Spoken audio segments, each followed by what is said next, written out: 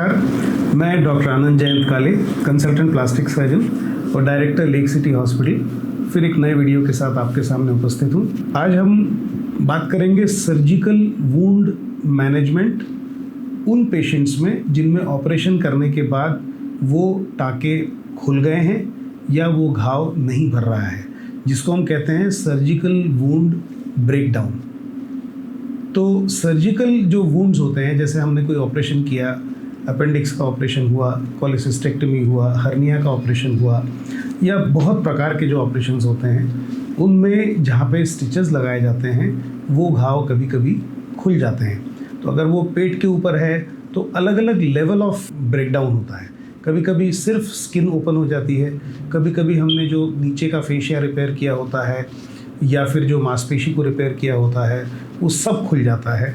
उसको हम लोग बर्स्ट एब्डोमेन बोलते हैं, जिसमें पूरा एब्डोमेन के अंदर के कंटेंट्स भी हमको नज़र आने लगते हैं घाव में। तो ये होने का कारण क्या होता है? तो जो सबसे इम्पॉर्टेंट रीज़न होता है वो होता है न्यूट्रिशन। अगर पेशेंट का न्यूट्रिशन अच्छा नहीं है, उसके पास प्रोटीन की कमी है, उसके पास पोषक तत्वों की कमी है, ऐसे न्यूट्रिएंट्स की कमी है जैसे कि विटामिन्स हो, माइक्रो न्यूट्रिएंट्स हो, तो इन पेशेंट्स में वुंड हीलिंग सिग्निफिकेंटली हैम्पर होती है। और इन पेशेंट्स में किसी भी तरह से टेक्निकली कैसे भी रिपेयर किया हो, उसके रिपेयर को होल्ड करने की कैपेसिटी नहीं होती और ये घाव खुल जाते हैं।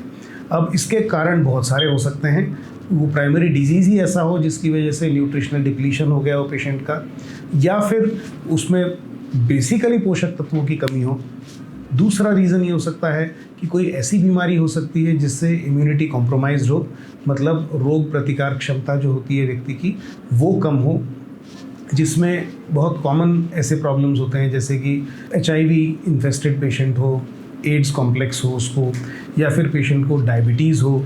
ऐसी बीमारियां हों जिसमें वुंड हीलिंग की प्रोसेस बहुत हैम्पर हो गई हो, तो इन पेशेंट्स में भी घाव पक जाते हैं, इन्फेक्ट हो जाते हैं और वो घाव खुल जाते हैं। सो ये दूसरा बड़ा कारण हो सकता है। इसके अलावा ब्लड सप्लाई पुअर होने के भी चांसेस होते हैं।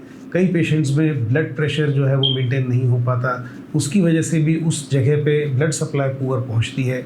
इस प्रकार से बहुत सारे कारण होते हैं जिससे सर्जिकल वुंड जो है वो ओपन हो जाता है और वो हील नहीं होता। तो इन पेशेंट्स में सर्जन को या प्लास्टिक सर्जन को ये असेस करना पड़ता है कि ये कारण क्या हो सकता है। उसके लिए कुछ जांचों की आवश्यकता हो सकती है, जिनमें हम न्यूट्रिशनल एसेज कराते हैं, ये पता करते हैं कि किस न्यूट्रिएंट की कमी है, प्रोटीन की कमी है, या कौन से विटामिन की कमी है, विटामिन D, C, ये सब वुंड हीलिंग में बहुत हेल्पफुल होते हैं। तो इन सब का एसेज करते हैं और उनको रिप्लेनिश करते हैं, अच्छी ड्रेसिंग्स करते हैं। नेगेटिव प्रेशर वुंड थेरेपी बहुत कारगर हो सकती है इन तरह के पेशेंट्स में। अगर डायबिटीज़ अनकंट्रोल्ड है तो डायबिटीज़ को कंट्रोल करते हैं। इम्यूनो डेफिशिएंसी के जो दूसरे फीचर्स हैं उस कमी को भी पूरा करने की कोशिश करते हैं। और एक बार शरीर प्रॉपर स्थिति में आ जाए तब फिर उसके बाद या तो ऑपरेशन के द्वारा, उसको हम रीसूचरिंग बोलते हैं, या री रिपेयर ऑफ द वुंड बोलते हैं, उसको हम बंद करने की कोशिश करते हैं।